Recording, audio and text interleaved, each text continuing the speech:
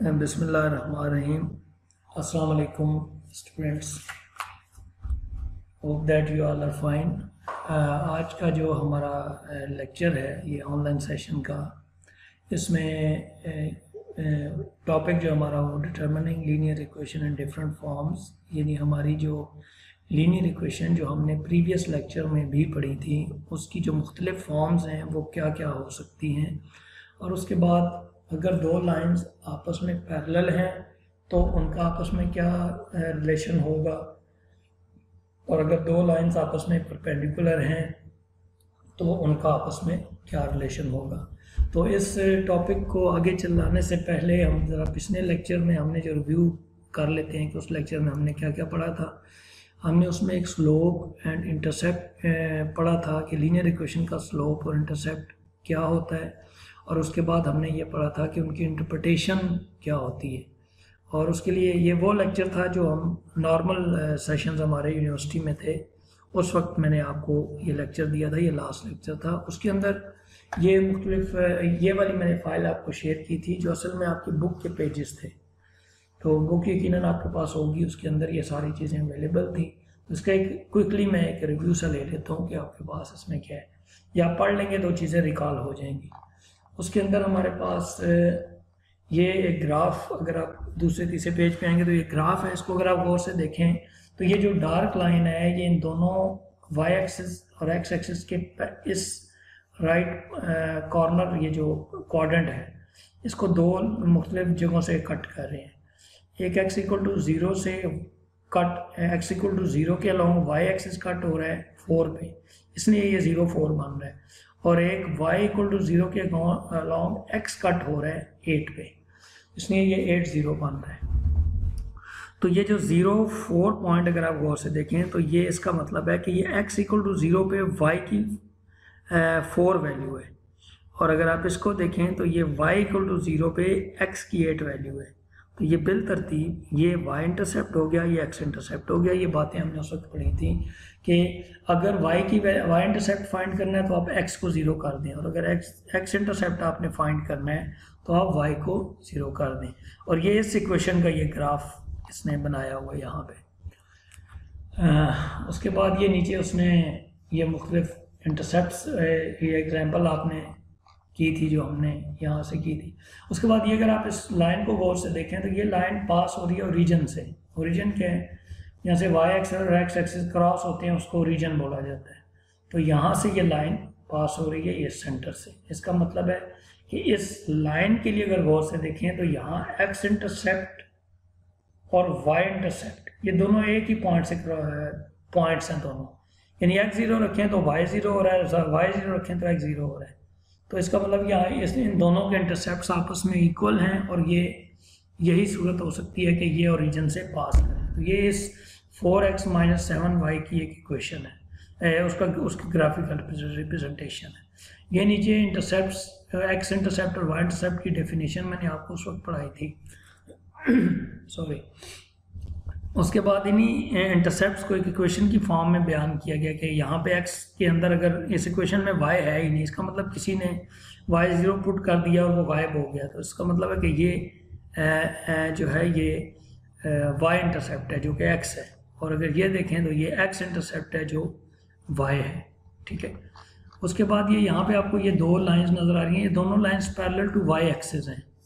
ठीक है। ये बिल्कुल ऐसी है कि अगर आप एक स्टिक को ज़मीन में सीधा गाड़ दें बिल्कुल वर्टिकली, और हम कहें कि उस स्टिक के ऊपर हम कोई चीज़, ये जैसे x इक्वल टू 3 पे यहाँ पे मैं कहूँ कोई चीज़ टिक जाए तो वो नीचे ज़मीन पे फ़ौरन गिरेगी।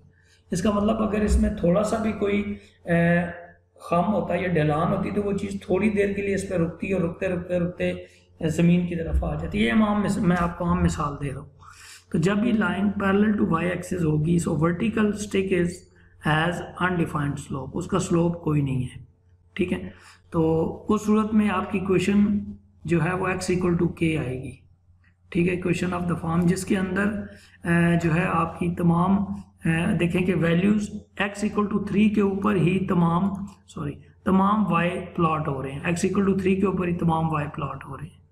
ये x इक्वल टू -7.5 के ऊपर ही तमाम y प्लॉट हो रहे हैं। तो इसका मतलब है कि इसमें स्लोप्स अनडिफाइंड है। अगर आप इनको गौर से देखें तो ये दोनों equations parallel to X axis है, और इनमें इस इक्वेशन में देखें तो x इक्वल टू 7 के ऊपर ही तमाम y इक्वल टू 7 के ऊपर ही तमाम x मूव कर रहे हैं। ये देखें तो ये पैरेलल टू दिस है। इस तरह इनका स्लोप भी ज़ीरो है, क्योंकि अगर आप टेबल के ऊपर कोई चीज़ रख दें और आप उसको रखें तो वो ज़मीन पे नहीं आ सकती अनलेस कि आप उसकी थोड़ी सी डायरेक्शन ऊपर नीचे ना करें। इसका मतलब ऊपर नीचे डायरेक्शन करेंगे तो उसमें स्लोप जो है वो आएगा।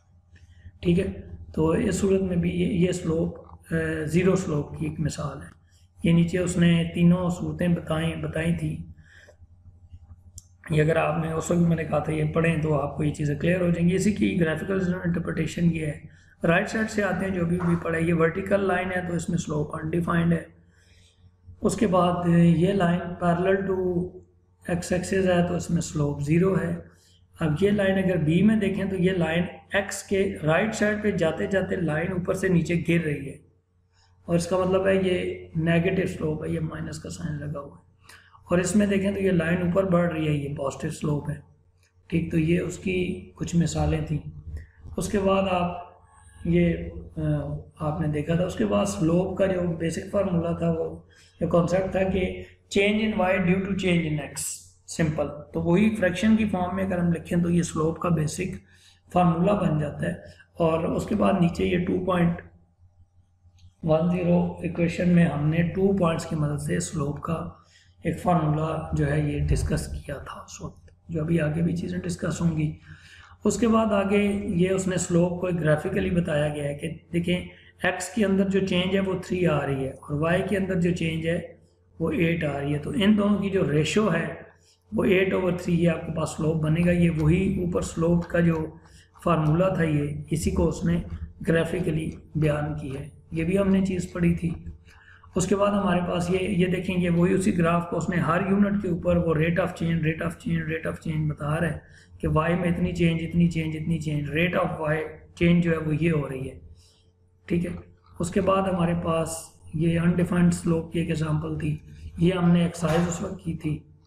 और उसके बाद हमारे पास आगे जो था इंटरप्रिटेशन थी स्लोप और इंटरसेप्ट की। स्लोप और इंटरसेप्ट की इंटरप्रिटेशन के लिए ज़रूरी है कि पहले हमारे पास इक्वेशन स्लोप इंटरसेप्ट फॉर्म में हो, यानी उसके अंदर एक वैल्यू स्लोप की हो और एक इंटरसेप्ट की वैल्यू हो। और दूसरी बात यह कि इंटरप्रिटेशन से क्या मुराद है। इंटरप्रिटेशन से मुराद ये होती है कि हम स्लोप और इंटरसेप्ट को उस पर्टिकुलर सिनेरियो में रहते हुए बयान करें, इसको कहते हैं इंटरप्रिटेशन। यानी इस तरह बयान करें कि एक आम आदमी की समझ में आ जाए कि इस वैल्यू का ये मतलब है और इसका मतलब ये है, ना कि हम वहाँ पे मैथमेटिकली उसको बयान करना शुरू कर दें। ठीक है, यानी मैथमेटिकल टर्म्स में बयान नहीं करना, बल्कि उन्हीं टर्म्स में बयान करना है जो उस वक्त का सिनेरियो है। ठीक हो गया। उसके लिए पहले हमें स्लोप इंटरसेप्ट फॉर्म चाहिए होती है, जो हम आगे भी पढ़ेंगे। और वो स्लोप इंटरसेप्ट फॉर्म ये है कि एक वाई बिल्कुल लेफ्ट साइड पे अकेला हो और उसके साथ एक वैल्यू बगैर एक्स के और एक वैल्यू एक्स के साथ हो। तो जो एक्स के साथ साइन के साथ वैल्यू होगी वो स्लोप होगा, और जो बगैर एक्स के होगी वो इंटरसेप्ट होगा। तो ये एम एक्स प्लस सी या के बन गया। ओके, उसके बाद ये नीचे उसने ये एक इक्वेशन लिखी है री राइट, और उसकी ये उसने सारी इंटरप्रिटेशन दी हुई है। ये भी आप चीज़ आपने पढ़ ली थी। उसके बाद नीचे आपको ये मैंने जैसे भी कहा था कि इंटरप्रिटेशन जो है वो उस सिनेरियो के अंदर हो। तो ये एग्जांपल 12 आपको याद होगा हमने की थी, एक पुलिस डिपार्टमेंट की, जिसके अंदर जो total cast of operating petrol car है, जो पुलिस पेट्रोलिंग करती है, वो उसको एक लीनियर इक्वेशन से शो किया गया था। वो भी आपको याद होगा 0.4x प्लस 18,000। तो इसमें वो बयान कर रहा है कि सी से मुराद टोटल कॉस्ट इन डॉलर्स है और एक्स से मुराद नंबर ऑफ माइल्स ड्रिवन है, कि गाड़ी कितने माइल्स चलेगी। ठीक है, तो अगर हम कहें कि गाड़ी पुलिस डिपार्टमेंट ने ख़रीदी और उसको चलाया नहीं है तो उस पर कितनी कॉस्ट पड़ेगी। ज़ाहिर है $18,000 की डॉलर की गाड़ी आई है, वही उसकी कॉस्ट पड़ेगी, दैट्स इट। अभी तो उसको चलाया नहीं गया। तो चलाया ना जाने से मुराद है कि उसकी अभी आपने उसके नंबर ऑफ माइल्स ही नहीं हुए, स्टार्ट ही नहीं हुई, गाड़ी स्टार्ट करके आपने चलाई ही नहीं है। अब चलाएंगे तो उसके ऊपर फ्यूल डलेगा और उस पर कॉस्ट पड़ेगी। तो इसका मतलब क्या है कि अगर हम 1 किलोमीटर चलाएंगे तो पर किलोमीटर या पर माइल पर माइल आपको $0.4 इजाफी कॉस्ट आपको पड़ेगी। 18 लाख की गाड़ी और $0.4 उस पर कॉस्ट और आ गई, तो ये दोनों जमा होकर एक कॉस्ट बन जाएगी। इस तरह अगर 10 माइल गाड़ी चलेगी तो 10 यहाँ पे पुट होगा, तो फिर ये इंटरप्रिटेशन क्या होगी कि 0.40 is the increment in the cost due to per mileage of the police patrol car जो भी है। तो ये इसका मतलब ये हम इंटरप्रिटेशन इस सिचुएशन के अंदर रह के कर रहे हैं। अब मैं ये नहीं बोल रहा कि ये जी 0.40 स्लोप है और ये 18,000 इंटरसेप्ट है, ये तो मैथमेटिकल टर्म्स है ना। लेकिन अगर हम आम जुबान में बोलें तो हमें इनको इस सिनेरियो में कैसे बोलना है कि गाड़ी जब खरीदी गई है उसकी कॉस्ट थी $18,000, ये है इंटरसेप्ट की आम इस सिनेरियो में रहते हुए इंटरप्रिटेशन। और 0.40 जो स्लोप है उसकी इंटरप्रिटेशन क्या है कि पर माइल जो कॉस्ट आपको पड़ेगी फ्यूल की मद में या जिसमें, वो $0.40 होगी। तो ये इंटरप्रिटेशन का मतलब होता है। ओके, तो उसके बाद ये नीचे को इसका सेक्शन 2.3 जो हमने क्लास में किया था और ये कुछ क्वेश्चंस भी किए थे, और ये मुझे क्वेश्चन ये फॉरेनहाइट और सेंटीग्रेड वाला भी याद है, ये मैंने आपको कराया था जिसमें इनकी इंटरप्रिटेशंस भी की थी। तो ये एक छोटा सा ओवरव्यू था पिछले लेक्चर का। ओके, अब हम आते हैं अपने असल लेक्चर की तरफ जो हमारा आज का लेक्चर है। इसके अंदर हमने जो देखना है वो क्या देखना है कि ये 3 फॉर्म्स हमने देखनी है लीनियर इक्वेशन की। एक है स्लोप इंटरसेप्ट फॉर्म जिसमें आपको एक स्लोप गिवन होगा और एक इंटरसेप्ट गिवन होगा, जो अभी आपने पिछले लेक्चर के ओवरव्यू में भी चीज़ें देखी। और उसके बाद जो दूसरी चीज़ होगी वो हमारे पास दूसरी फॉर्म होगी कि आपको एक पॉइंट गिवन हो, ये पॉइंट गिवन हो ये वाला जिसमें से लाइन पास कर रही है और उसका स्लोप इतना है। तो इस सूरत में जब ये 2 चीज़ें गिवन होंगी तो आपका ये फार्मूला लगेगा। ओके, उसके बाद तीसरा केस ये है कि अगर आपको दोनों पॉइंट्स ही गिवन हो, वो कहे कि जी एक इस पॉइंट और इस पॉइंट में से लाइन पास करती है। ये 2 पॉइंट से क्या मुराद, आप वैसे भी अगर आप एक पेज पे 2 पॉइंट वैसे डमी लगा के हमको स्केल से मिलाएं तो आपके पास एक स्ट्रेट लाइन ही बनेगी। तो उस सेंस में ये है कि 2 पॉइंट्स की मदद से अगर स्ट्रेट लाइन किसी पेपर पे बन सके तो इसका मतलब है उसकी इक्वेशन भी बन सकती होगी। तो ये उसी कॉन्टेक्स्ट में 2 पॉइंट की जो फॉर्म है ये वो है। ठीक है, तो ये तीनों फॉर्म्स हम क्वेश्चंस की मदद से देखेंगे, क्वेश्चन इनके करेंगे और ये सॉल्व करके फिर हतमी जो उसकी फाइनल फॉर्म है वो अल्टीमेटली हमें यही लानी होती है, स्लोप इंटरसेप्ट फॉर्म। तो पता ही चला स्लोप इंटरसेप्ट फॉर्म तो सबसे इजी क्योंकि उसमें स्लोप इंटरसेप्ट गिवन है। फिर उससे एक स्टेप आगे के पॉइंट और स्लोप दिए हैं तो वो वैल्यूज पुट होके थोड़ा सा उसको सॉल्व करके फिर y को लेफ्ट साइड पे रहने देना है, बाकी चीज़ें राइट साइड पे करके और उसमें x को बिल्कुल अकेला कर लेना है और बाकी नॉन x जो है वो इंटरसेप्ट हो जाएंगे। फिर 2 पॉइंट्स की फॉर्म में वो स्लोप भी चला गया, सिर्फ 2 पॉइंट्स आ गए, फिर वो सारा पुट हो गए तो वो उसी तरीके से उन्हीं स्टेप से सॉल्व करके फिर लानी पहली फॉर्म होती है। अगर दूसरी और तीसरी जो फॉर्म है यानी पॉइंट स्लोप फॉर्म और 2 पॉइंट में देखें तो ये m और इसमें ये सिर्फ इन चीज़ का फ़र्क है इन दोनों में। इसका मतलब ये वही स्लोप का फार्मूला y2 - y1 और x2 - x1 जो पिछले लेक्चर में आपने पढ़ा था और अभी थोड़ी देर पहले मैंने आपको ऊपर दिखाया है। तो ये 3 फॉर्म्स हम पढ़ेंगे। उसके अलावा हम ये चीज़ पढ़ेंगे कि रिलेशनशिप जो हमारी लाइन्स का आपस में जो रिलेशनशिप है वो क्या है।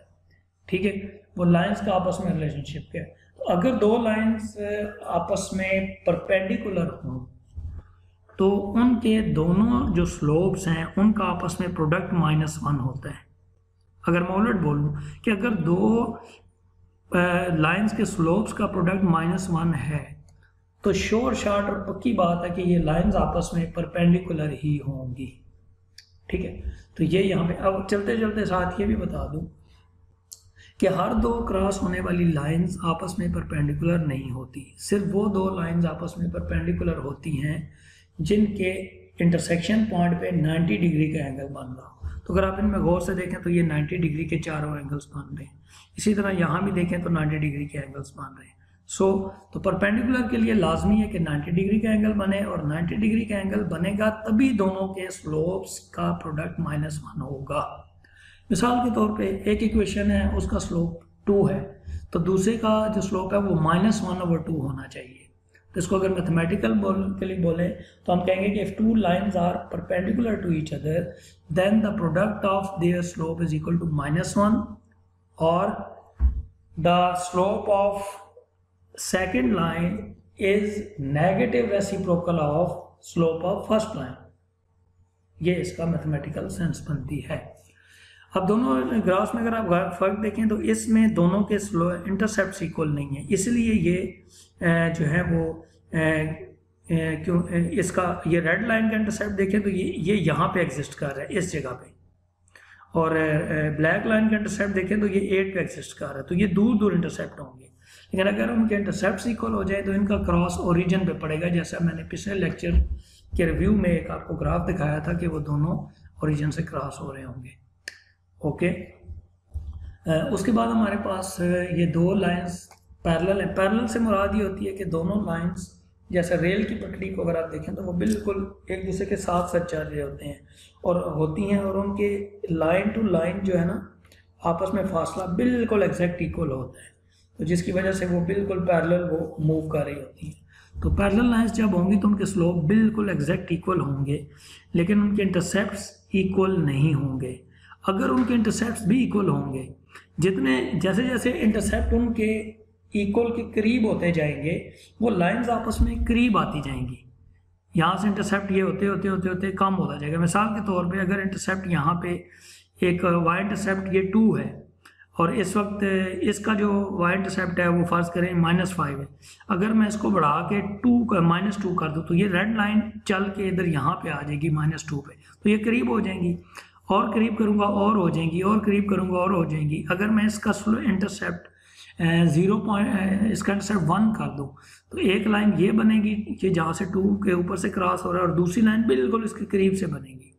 पता चला कि जैसे जैसे इंटरसेप्ट्स क्लोज होते जाएंगे लाइन क्लोज होती जाएगी, और एक वक्त आएगा जब उनके इंटरसेप्ट्स इक्वल हो जाएंगे तो वो लाइंस एक दूसरे के ऊपर आ जाएंगी, यानी वो देखने में एक ही लाइन नज़र आएगी। इसलिए आपको इस ग्राफ के अंदर ये एक ही लाइन नज़र आ रही है। तो ये दोनों इक्वेशंस हैं, इनकी एक ही लाइन है। तो इनफैक्ट ये एक लाइन नहीं है, ये लाइनें दो हैं, लेकिन ये एक दूसरे के ऊपर लगने की वजह से ये आपको एक लाइन नज़र आ रही है। और ये क्यों हो रहा है? स्लोप तो इनके इक्वल है ही, क्योंकि ये पैरेलल थी, और ये ऐसी पैरेलल थी कि ये इनके इंटरसेप्ट इक्वल होने की वजह से ये पैरेलल होते होते होते जाके एक जगह पे इकट्ठी हो गई। तो ये कॉन्सेप्ट था।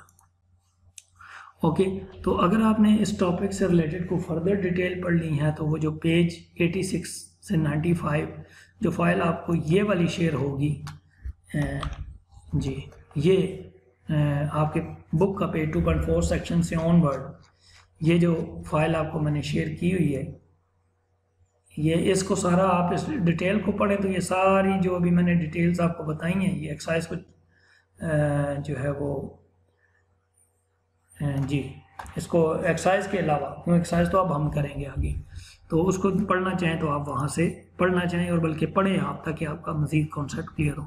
ओके, अब हम आते हैं इसकी एक्सरसाइज के ऊपर। ये जो आपके इसके अंदर एक मिनट जी, ये जो फॉलो अप एक्सरसाइज है ना 2.4, इसके कुछ क्वेश्चंस वो जो मिले जुले हैं एक जैसे क्वेश्चंस वो मैंने इन एक्सरसाइज के तौर पे यहाँ पे कर दिए हैं। तो यही एक्सरसाइज यहाँ पे इसको मैंने सॉल्व किया हुआ है 3 मुख्तलिफ से। अभी 2 तरह के क्वेश्चन है क्योंकि हमने 2 टॉपिक्स पढ़े हैं ऊपर, एक तो फॉर्म्स ऑफ इक्वेशंस और दूसरा टॉपिक के उनके रिलेशन। तो उन्हीं हिसाब से ये क्वेश्चन भी मैंने नीचे कुछ चुन के इसमें सॉल्व किए हुए हैं। ठीक हो गया जनाब? ओके, सबसे पहले हम देखते हैं कि ये 3 फॉर्म्स हैं, स्लोप इंटरसेप्ट फॉर्म, और उसके बाद दूसरा है पॉइंट स्लोप फॉर्म, इसको मैंने केस 2 का नाम दे दिया है, और 2 पॉइंट फॉर्म इसको मैंने केस 3 का नाम दे दिया। तो ये केस 1 को मैंने ये मुख्तलिफ 3 कलर से इसलिए हाईलाइट कर दिया कि आपको समझने में आसानी हो।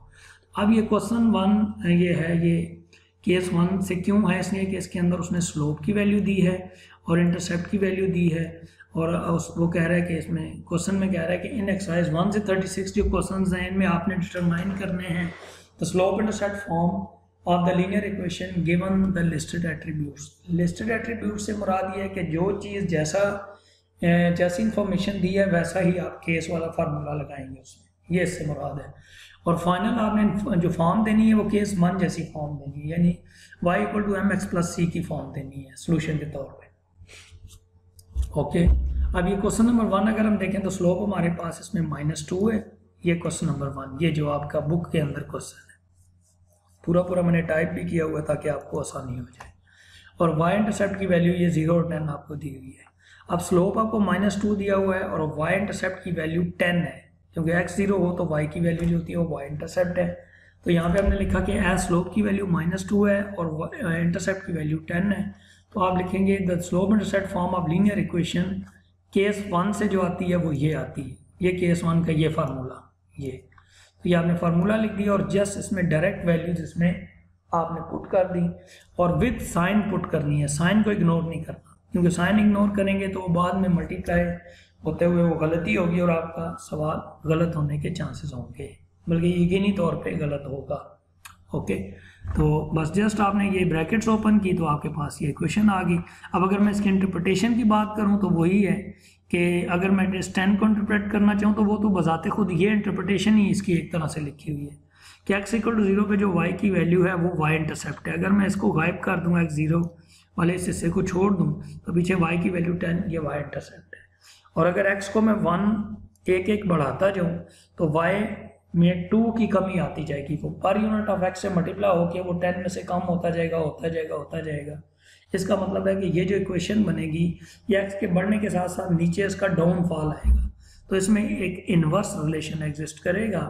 तो ये स्लोप इंटरसेप्ट फॉर्म है, इसमें स्लोप इंटरसेप्ट का मतलब ये है। ओके, दूसरा क्वेश्चन भी सिमिलर पैटर्न पे है जो मैंने आपको ऊपर बताया है, बिल्कुल उसी पैटर्न पे है, जस्ट ये एक इंटरसेप्ट इसका -5 है और स्लोप पॉजिटिव है। तो ये आपने जस्ट वैल्यूज उसी तरह, ये केस 1 का क्वेश्चन है, y = mx + c, इसमें वैल्यूज पुट की प्लस माइनस, तो 4x - 5। तो ये तो बड़े सिंपल सी चीज़ें होगी। इसके बाद क्वेश्चन नंबर 3 में देखें, ये फ्रैक्शन में स्लोप है 0.5 बनता है 1/2 और यहाँ पे 3/4 ये फ्रैक्शन में है, ये तकरीबन 0.667 समथिंग बनता है। तो चाहे आप इधर इसको इधर पॉइंट्स में लिख लें या एज इट इज़ रहने दें। तो ये भी स्लोप और इंटरसेप्ट दिए हुए हैं, तो आपने केस 1 का फार्मूला लगाया, उसमें वैल्यूज पुट की और फाइनल आपका ये बजाते खुद वो फार्मूला ही वो फॉर्म में था, इसलिए इसको कहीं सॉल्व नहीं करना पड़ा। तो ये क्वेश्चन नंबर को हमने ये स्माइली दे दिया हर एक क्वेश्चन में एक जैसा पैटर्न रखने के लिए। इसी तरीके से क्वेश्चन नंबर 4 भी ऑन सिमिलर लाइंस। जी, क्वेश्चन नंबर 5 पे हम आते हैं। इस क्वेश्चन के अंदर हम देखें तो हमें ये वैल्यूज नहीं दी हुई, बल्कि ये एक अल्फ़ाबेट्स की फॉर्म में ये स्लोप और इंटरसेप्ट दिए हुए हैं। ओके, तो यहाँ पे हमने इसमें फिर वही बात कि वही फॉर्म है, स्लोप की वैल्यू है और इंटरसेप्ट -t/2 है। फार्मूला लिखा, इसमें वैल्यूज लिखी और जस्ट इसको ब्रैकेट्स ओपन की प्लस माइनस, तो ये इसका आपके पास सोल्यूशन मिल गया।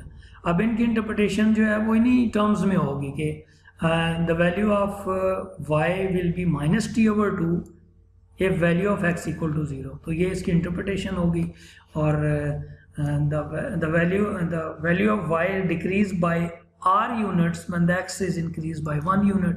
तो ये इसकी इंटरप्रिटेशन होगी जी। उसके बाद हम नीचे क्वेश्चन नंबर 6 में आते हैं, जो बड़ा एक डिफाइन किस्म की कॉन्सेप्ट ऊपर डिफाइन किया गया था, एक्सप्लेन किया गया है, उसी से रिलेटेड क्वेश्चन है। क्वेश्चन के अंदर ही इसका इनफैक्ट जवाब है। पहले ये कह रहा है कि वो इक्वेशन फाइंड करें जिसके स्लोप अनडिफाइंड हो और उसके infinite number of y intercepts हों। ठीक है, पहली बात है स्लोप, इसके दो हिस्से अगर हम बना लें तो पहली बात है स्लोप इज़ अनडिफाइंड। अगर आप स्लोप इज़ अनडिफाइंड को जहन में लाएं और आप उस पुराना जो आपका लेक्चर था उसके अगर आप मैं इसमें चाहता हूँ, एक मिनट, ये जी। अब अगर आप इसको देखें तो ये वो लाइंस हैं जिनके तमाम के स्लोप्स जो हैं वो अनडिफाइंड है।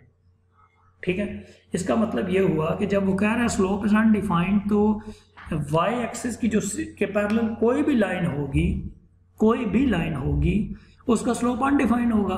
वर्टिकल कोई भी लाइन आप सोच सके वो अनडिफाइंड होगा। लेकिन यहाँ पे वो कह रहा है infinite number of y intercepts.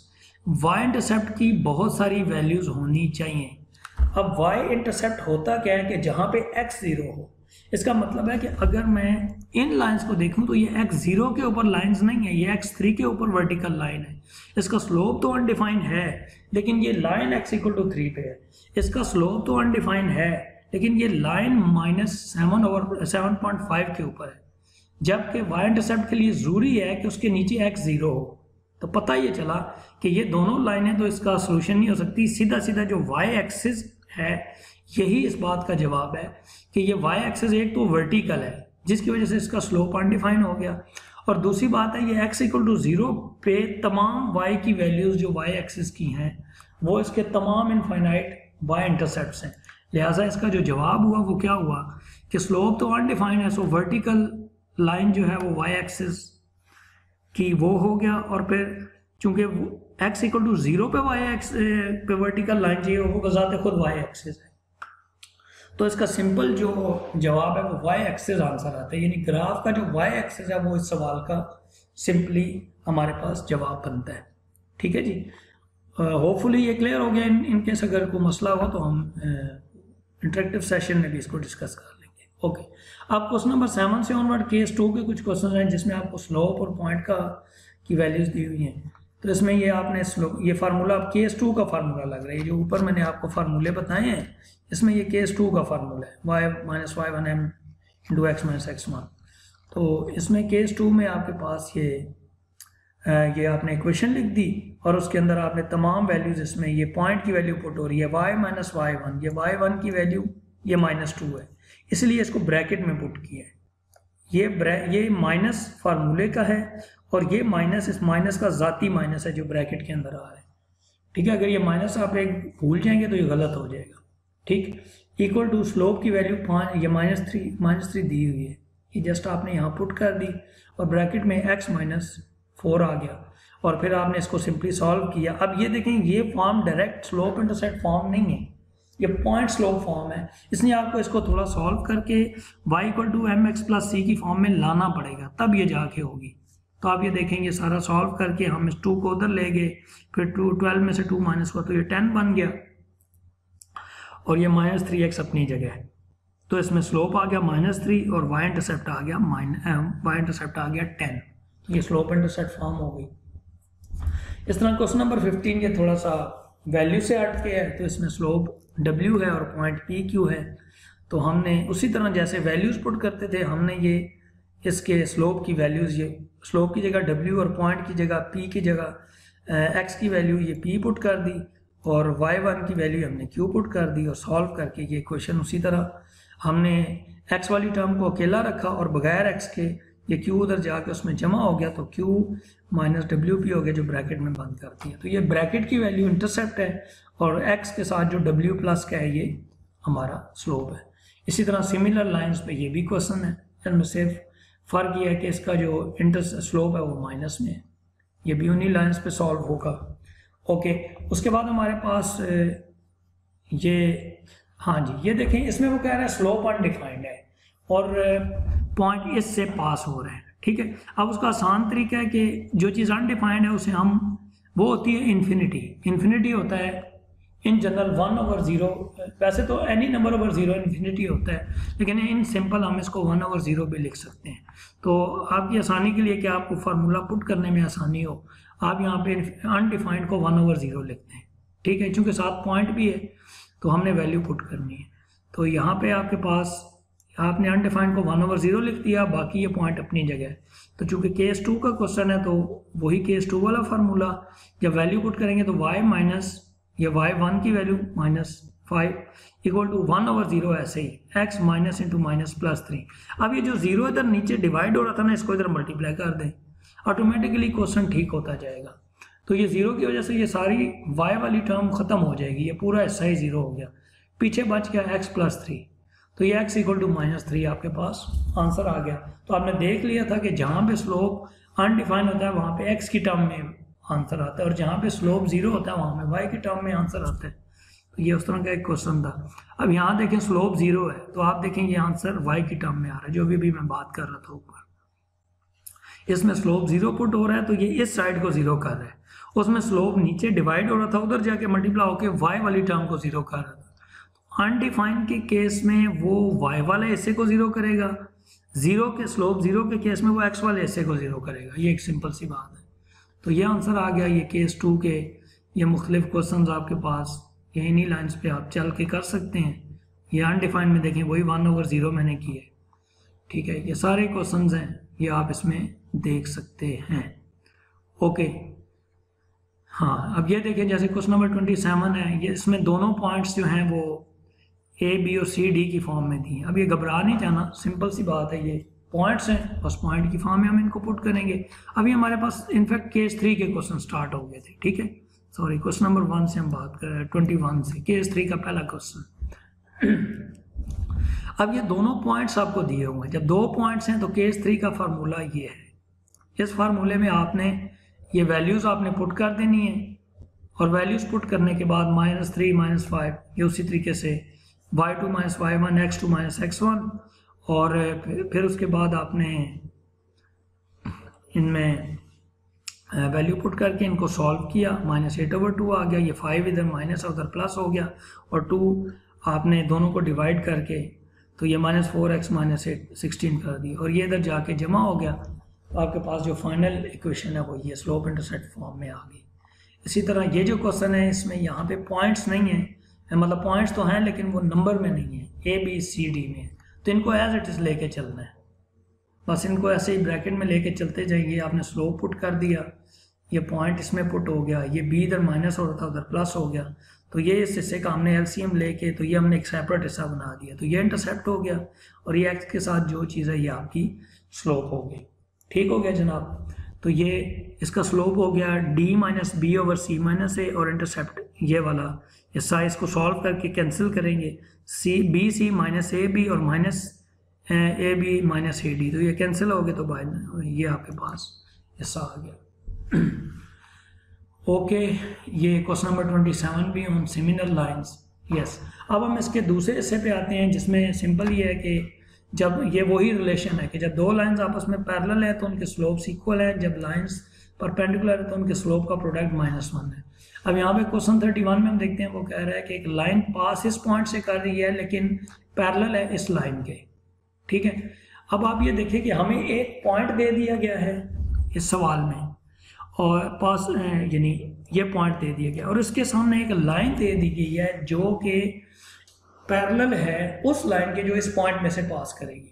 अब अगर हमें उस लाइन से एक स्लोप मिल जाए तो वो वही स्लोप होगा जो हमारी रिक्वायर्ड लाइन का स्लोप होगा, क्योंकि हमारी दोनों लाइंस पैरेलल हैं। तो अगर आप क्वेश्चन में देखें तो हमने यहाँ लिखा कि हमें एक पॉइंट गिवन है और एक लाइन गिवन है। हमने इस लाइन को कंसीडर किया अभी, और इसमें से हमने स्लोप, इसको स्लोप इंटरसेप्ट फॉर्म में चेंज किया, और हमें यहाँ से स्लोप 3/4 मिल गया, ठीक है। फिर हमने लिखा कि जैसा कि ये लाइन जो अभी अभी बनी है ये उस लाइन के पैरेलल है जो कि एक न्यू लाइन बनेगी उसके पैरेलल होगी, इसलिए चूंकि पैरेलल है इसलिए ये पैरेलल होने की वजह से उसका स्लोप भी वही होगा जो इसका स्लोप 3/4 है, जो ऊपर रिलेशन हमने पढ़ा था। तो दोनों लाइंस का स्लोप इक्वल हो जाएगा, जिसकी वजह से हम लिख देंगे y - y1 = m। अब हमने ये फार्मूला इसलिए लगाया कि पॉइंट तो ऊपर ये दिया हुआ है और नई लाइन का स्लोप हमें ये मिल गया, सो पॉइंट और ये स्लोप, सो पॉइंट स्लोप से पॉइंट स्लोप फॉर्म लगेगी, वही केस 2 वाली, और उसमें पुट करके बस हमने इसको सॉल्व कर दिया। तो इनमें सिर्फ ये है, ये क्वेश्चन बिल्कुल पहले जैसे ही है, सिर्फ इसमें ये है कि हमें वो स्लोप डिटेक्ट करना होता है दूसरी लाइन से, और स्लोप डिटेक्ट करने के बाद ये देखना होता है कि उन दोनों में रिलेशन क्या है। अगर रिलेशन पैरेलल वाला है तो उसका स्लोप वही होगा, अगर वो रिलेशन परपेंडिकुलर वाला है तो उसके स्लोप को उल्टा भी देंगे और साथ माइनस से मल्टीप्लाई भी कर देंगे, तो स्लोप बन जाएगा, और बाकी उसी तरीके से फार्मूले में पुट हो जाएगा। अब यहाँ पे क्वेश्चन नंबर अगर 33 को देखें तो इसके अंदर वो कह रहा है कि वो पास हो रहा है 7 और 3 से, और ये पैरेलल है x = 7 के, और b पार्ट है y = 6 के। अब ये दोनों पार्ट सेपरेट इसमें किए गए हैं, और ये बताया गया है टोटल डिटेल कि अगर हम इसको इक्वेशन को लिखें इस फॉर्म में, अगर आप गौर से देखें तो ये वो x = 7, इसका मतलब ये कोई ऐसी लाइन है जो पैरेलल टू y एक्सिस है, ठीक है। जब पैरेलल टू y एक्सिस है तो इसका स्लोप क्या होगा, अनडिफाइंड। जब इसका स्लोप अनडिफाइंड है तो बनने वाली लाइन का भी स्लोप अनडिफाइंड होगा, क्योंकि दोनों स्लोप पैरेलल, दोनों लाइंस पैरेलल होंगी, ठीक है। और अगर पार्ट बी देखें तो इसमें सारा कुछ y की फॉर्म है, यानी x इसमें नहीं है, तो इसका स्लोप आपको 0 मिलेगा। ये जब इसका स्लोप 0 है तो बनने वाली लाइन का भी स्लोप 0 है, जब उसका स्लोप 0 है तो आपके पास आंसर y = 2 इस पॉइंट पे आ जाएगा। इसको डिटेल से पढ़ेंगे इंशाल्लाह, ये आपको क्लियर हो जाएगा, पूरी एक्सप्लेनेशन इसमें हुई है, ठीक है। इस तरह परपेंडिकुलर की एग्जांपल है, तो इसके अंदर उसने बताया कि पास इससे कर रहे हैं लेकिन परपेंडिकुलर इस लाइन के हैं। अब इसके तहत हमने परपेंडिकुलर के रिलेशन के तहत पहले तो हमने इस लाइन का स्लोप निकालना है और परपेंडिकुलर के तहत उसको उल्टा के -1 से मल्टीप्लाई कर देना है। ओके, तो ये हमने ये इक्वेशन का लाइन कंसिडर की, उसको हमने स्लोप इंटरसेप्ट फॉर्म में ले गए और यहाँ से हमें इसका स्लोप मिला -2। सो हमने लिखा कि जैसा कि ये दोनों लाइंस, ये लाइन और जो नई लाइन बनेगी वो आपस में परपेंडिकुलर है, तो उसके तहत जो रिलेशन था वो m1 × m2 -1 था। तो इसमें m1 अगर -2 में पुट करो तो ऑटोमेटिकली रेसिप्रोकल माइनस रेसिप्रोकल हो गया, 1/2 बनेगा। तो अब हमारे पास स्लोप ये आ गया और पॉइंट ये था, तो ये पॉइंट और ये स्लोप वही केस 2 वाले फार्मूले में पुट करके हमने इसे सॉल्व कर दिया, ठीक है। ये उसी तरह का क्वेश्चन है जो आगे हमने ऊपर ये यहाँ पे क्वेश्चन नंबर 33 की है, यूनी लाइंस पे एक क्वेश्चन है, इसको भी आप देखिएगा उसी तरीके से जैसे हमने ऊपर क्वेश्चन किया है, ठीक है। अब यहाँ पे क्वेश्चन नंबर 37 है, ये एक प्रैक्टिकल अप्लाइड किस्म का क्वेश्चन है और इसकी उसने कहा है कि इसको पूरा सॉल्व करनी है, इसमें इंटरप्रिटेशन भी क्लियर हो जाएगी, ठीक है। तो कहता है the value of a machine is expected to decrease at a linear rate over the time. 2 data points, ये आपको 2 डाटा पॉइंट्स गिवन है, टाइम t = 0 पे और t = और उसके बाद 1 साल के बाद उसकी वैल्यू जो है वो 14,500 हो गई, यानी टाइम 0 पे वो 18,000 थी और 1 साल के बाद वो 14,500 हो गई। तो वो कह रहा है कि determine the slope intercept form v = mt + k, ये स्लोप इंटरसेप्ट फॉर्म इसकी दे दें। और बी पार्ट में कहता है interpret the meaning of the slope, यानी इंटरप्रिटेशन करें। और सी पार्ट में कहता है कि टी इंटरसेप्ट के लिए भी इसे सॉल्व करें और इसका मीनिंग बताएं, ठीक हो गया। अब हम आंसर में 1 by 1 आते हैं। सबसे पहले हमारा पॉइंट बना t और v। टाइम, जब टाइम की वैल्यू 0 थी तो वैल्यू ऑफ मशीन 18,000 थी, ये पॉइंट बन गया। जब टाइम की वैल्यू 1 थी यानी 1 साल बढ़ा तो मशीन की वैल्यू 18,000 से कम होके $14,500 हो गई। तो वो ए पार्ट में हमने कहा कि हमें ये क्वेश्चन चाहिए, तो ये हमारा slope intercept point slope form उस सिनेरियो में ही लिखना है। अब हम y और x में लिखने से अवॉइड करेंगे। सो y की जगह v आ गया और x की जगह t आ गया, बस ये फर्क पड़ा है। तो हमने सारी वैल्यूज पुट करके हमारे पास ये क्वेश्चन आ गई। अब इसकी इंटरप्रिटेशन बी पार्ट में क्या है, अब स्लोप है -3,500, इसका मतलब the value of machine decreases $3,500 per year, क्योंकि एक टी से मुराद 1 ईयर है, तो हर ईयर उसकी मशीन में इतनी डेप्रिसिएशन होगी, उसकी वैल्यू कम होती जाएगी। और 18,000 का मतलब है कि अगर हम इस टी को 2 मिनट छोड़ दें, टी को 0 कर दें, तो टी को 0 करने से मुराद है कि जब ये परचेज की गई थी उस वक्त इसकी कॉस्ट 18,000 थी, ठीक है, ये इसमें लिखा हुआ है और ये कई क्वेश्चन में भी ऊपर है अगर आप पढ़ेंगे इसको। तो उसके बाद इंटरप्रिटेशंस ये दोनों, हाँ, इसके बाद हमने इसको ना टी इंटरसेप्ट के लिए सॉल्व किया, तो हमने इस इक्वेशन में से टी की वैल्यू इनफैक्ट हमने निकाल ली, यानी टी की फॉर्म में इक्वेशन हमने बना ली।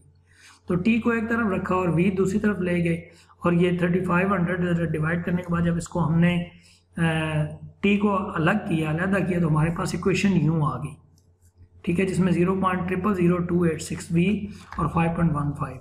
अब v = 0 पे जो t की वैल्यू है वो ये, इसका मतलब ये है कि मशीन विल बी 0, मतलब अगर आप कहते हैं कि v 0 से मुराद है कि मशीन की वैल्यू 0 हो जाए, वैल्यू से मुराद v से मुराद वैल्यू ही है ना, और इस इक्वेशन में जब आप v 0 रख रहे हैं इसका मतलब आप मशीन की वैल्यू 0 कर रहे हैं, तो जो भी पीछे आंसर आएगा वो 5.14 t की वैल्यू आएगी ना, तो t तो टाइम है, इसका मतलब है कि मशीन की वैल्यू बिल्कुल 0 होने में तकरीबन 5.15 ईयर्स लगेंगे, ठीक है जनाब।